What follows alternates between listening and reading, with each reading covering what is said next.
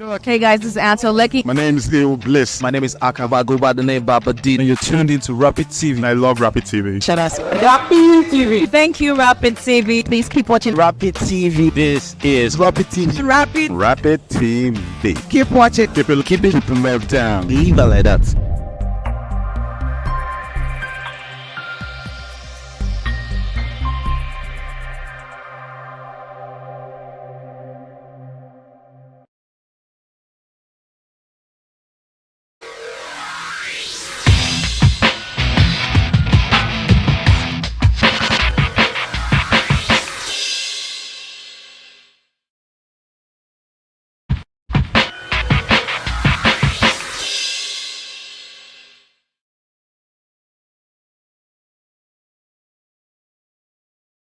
Chineke ukwu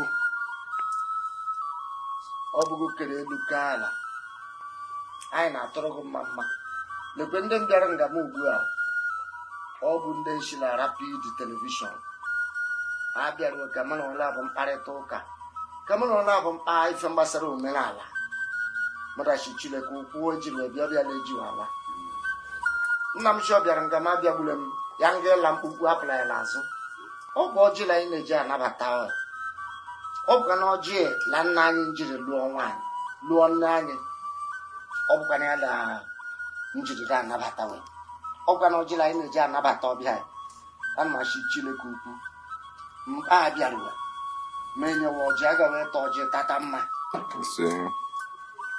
anyị ga-eta ọjị tata udo anyị ga-eta ọjị tata ọganihu ọ ga-edoro Abia steeti mma ọ ga-edoro Naijiria mma n'aha nke nna na nke ọkpara na nke mmụọ nsọ amen.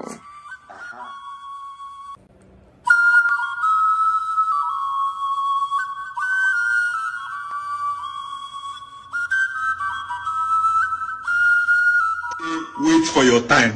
Now still talk say time wait for nobody. Which one we dey wait abi we know dey.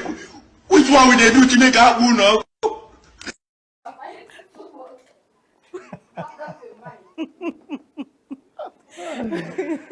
Oh my goodness, a very good morning to you.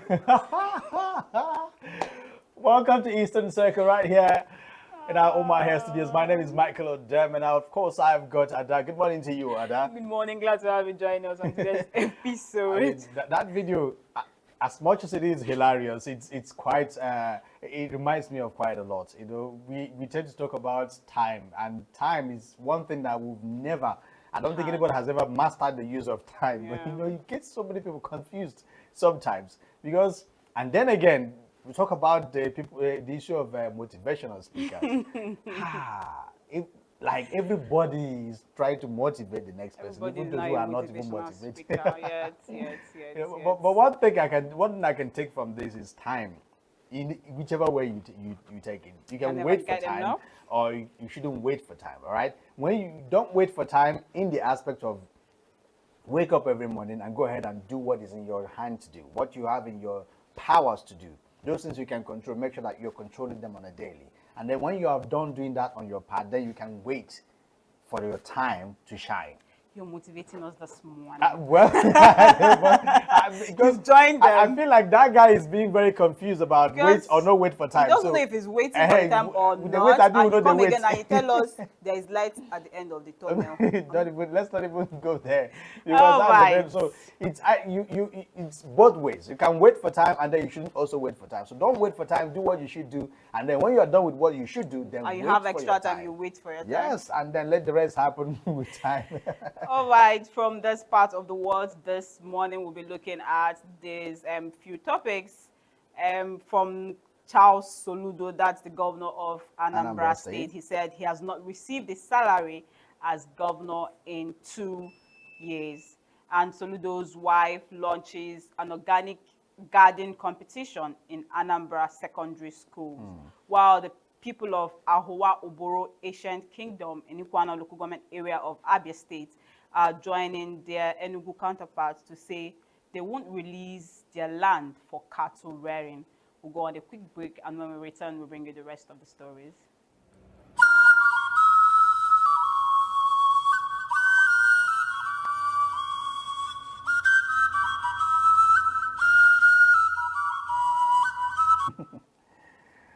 Welcome back. And of course, we begin with the stories we have for you this morning from the eastern part of the country, of course, starting from Anambra State.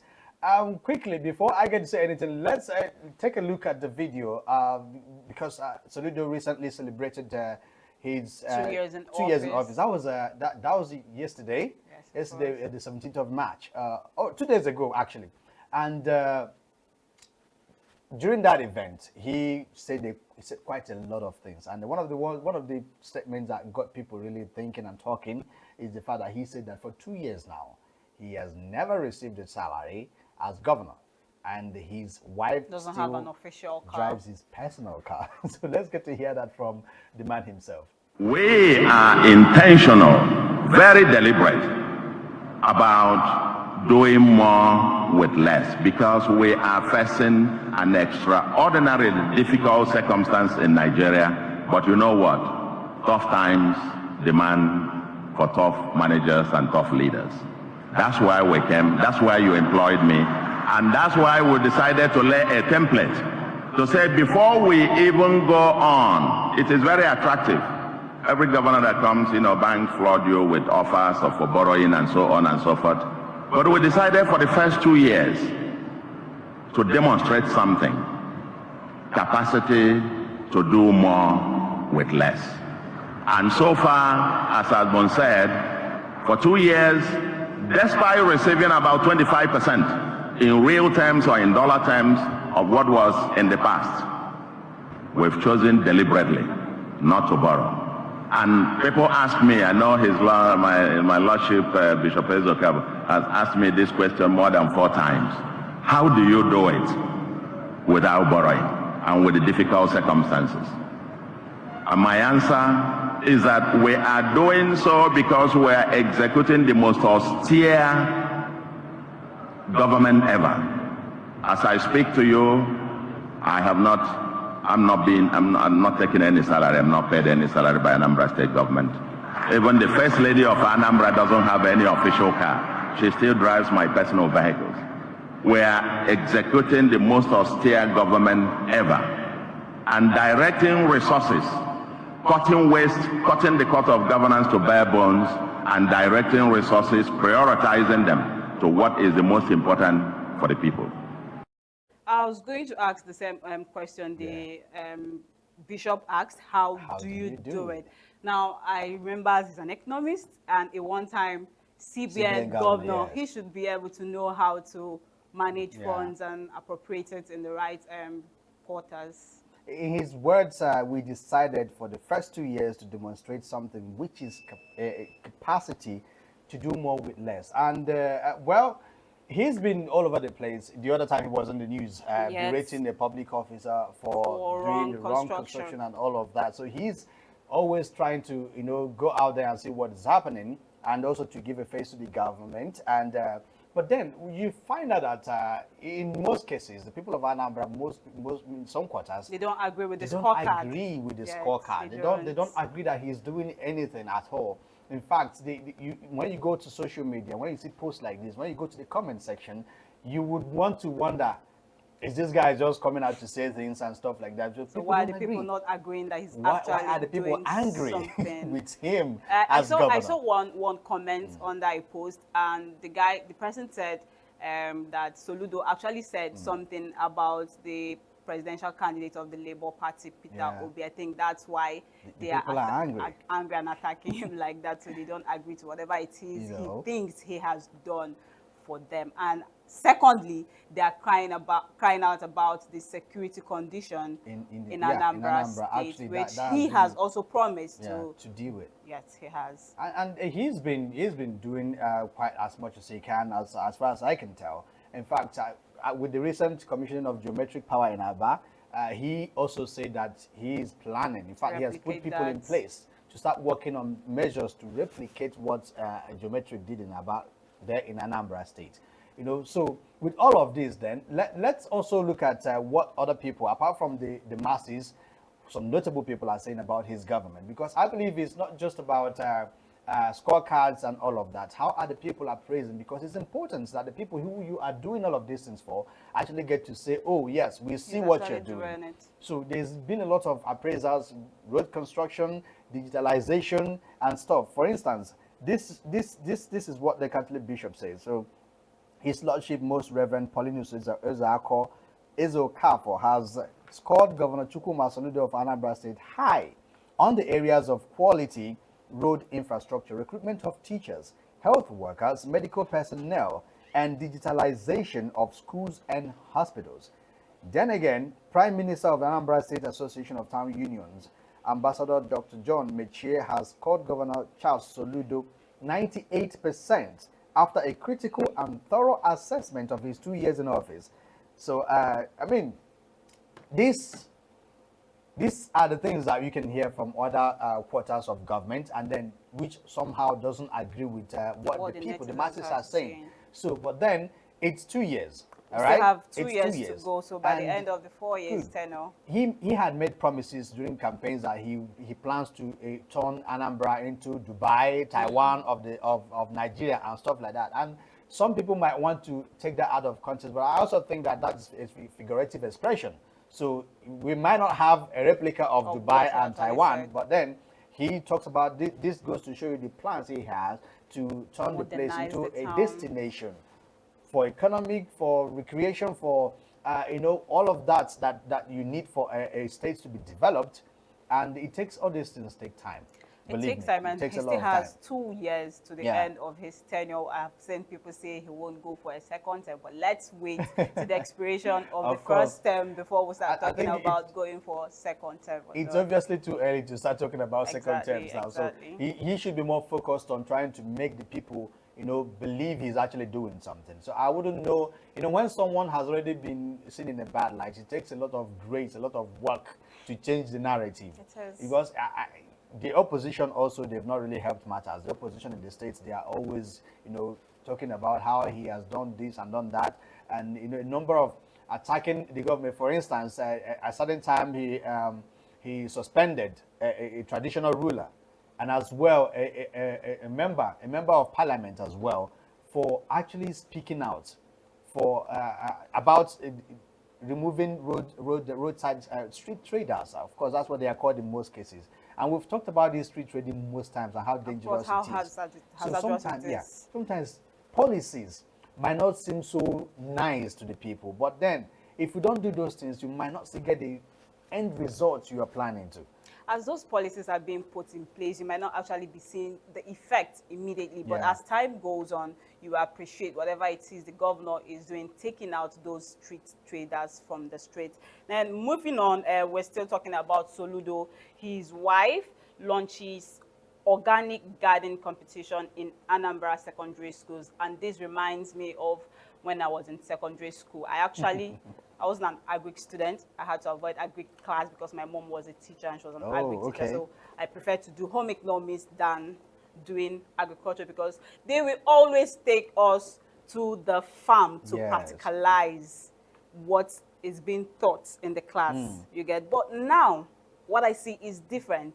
You see teachers standing on the board and just giving the pupils just theory, just and not notes and notes practicalizing. Notes, You are telling someone how to make ridges and make molds, and you're drawing molds and ridges on the board. The person doesn't know what a ridge looks like, doesn't even know how to plant the seed. They just said these things verbally, and that is it. But with this initiative and this competition, according to what she said the best 3 schools will be awarded. It will encourage farming, like we said in our previous editions. With the way things are going in the country, we really need to go back to the farm and start cultivating our things. So those little gardens in schools is applaudable, and not just government schools. They should implement that also in private schools, because most private schools don't even have their compound to have those type of gardens. So they should also make sure, as they're doing it in the public or government schools, their partners in the private also partake in this type of competitions. Yeah, and then it boils down to government and their policies, and very importantly, implementation of those policies. Trust me, back then, those were the times we could say, yes, we really enjoyed going to school, and not just enjoy, we really actually benefited from going to school. Yes. Some might find it tedious, but then there's nothing that beats practicalizing the things that you are told. Yes. And then you can't forget whatever you cannot have to forget what you practicalize. And then even if you don't like it, it helps some people who might be passionate about farming but haven't had the opportunity of, developing that passion. This is a good idea for them. And at the same time, we know the dangers of using artificial materials in growing crops. So learning properly how to organically grow crops. We are fostering healthy living. We are encouraging dignity of labor for the students who would generally later grow to be agriculturists, right? So I think it's a win-win in all ramifications, and it's something that we should encourage. And just like we said, private schools too. Maybe government should make it like a requirement for owning a private school. You should have a land where you can practice, because they have laboratories. They have home economics laboratories. They have some of these other science laboratories. But then, what about agriculture? So maybe they should also make it as a prerequisite for you to own a private school. You should have a place where you can practice agriculture as well. Yes, and lastly on our hand this morning, the people of Ahua Oboro, Asian Kingdom in Ikwana local government area of Abia State have joined their Enugu counterparts to say they won't release their land for cattle rearing. We've been going on and on about this ranch thing, and I think in Abia State there is a bill against this. Okay. So they would have to, if at all people are going to be releasing their land, they have to be properly and adequately compensated. Now, let's not even talk about people releasing their land. Okay, first of all, I think one thing that we have all agreed is that all governments across borders agree that we should go back to farm. We need farming. Yeah, we need crop farming, animal farming, and everything. All right? From previous governments to what we have now, even Tinubu recently said people should go back to farm, and one of the things they should do is allow cattle rearers, make portion of land for them. But then, I don't think we are lacking lands. Every state in this country have vast lands owned by the government that they can release to herders. I don't think you should go telling communities to release their land, their farmlands and stuff like that, because just like what this guy is saying, they don't have enough land for growing their own crops. Then what are they going to release to the herders? And even if they do, what is the guarantee that that is not going to come back to bite them? Because what happens is most times you release this land, the cattle rearers, they release the animals, they go into the village and destroy crops, which has been the bane of the bone of contention within the farmers and the herders. So what I think is the government should take charge of this. Release the government of each state, if they want to do that, release or map out certain portion of land, all right, and specifically give it to these people, and then not just giving it to them, monitor them, sure put security agencies responsible, give them the responsibility of making sure that they stay in those places and take care of their cattle. and do whatever they need to do, and not release these animals into people's farmlands, and not let the animals stray. What is the purpose of ranching? If you create it, the people and their animals should stay in there and not go out. So I don't think the issue is letting communities release their land. No. Let the communities grow their crops on their farmlands. The government should deal with, if they have, because most of these people are coming from places outside the state. And cattle rearing, believe me, is a private business. Right? So you don't the government should help them out if they really want to, and provide them with the land they need. Exactly. For their cattle do not come and inconvenience the community. Yes, so let the government take charge of this. So the guy, obviously, this is not the first time. We saw it play out in Enugu. There were protests because they had felt the dangerous effect of rearing cattle in their communities. And they're coming out to say, we don't want this to continue. So the guy has a point, but then cattle rearing is a good thing as well. So the government should do their best to make sure that both parties benefit and no one suffers. Yes, the government should do something about it. If it means getting out a piece of land for the herders so that they can rear their cattle, so they don't go into the communities destroying people's crops. We're encouraging farming. You don't take the stress to farm, and these cattle or cows go ahead to destroy what you have in your farmland. And this is the much we can take today on Eastern Circle. We take you back to our Abuja studios for the rest of Rapid Dawn. Good morning. Good morning to you. Wait for your time. Now still talk say time wait for nobody. Which one we dey wait abi we know the which one we dey do to make happen now?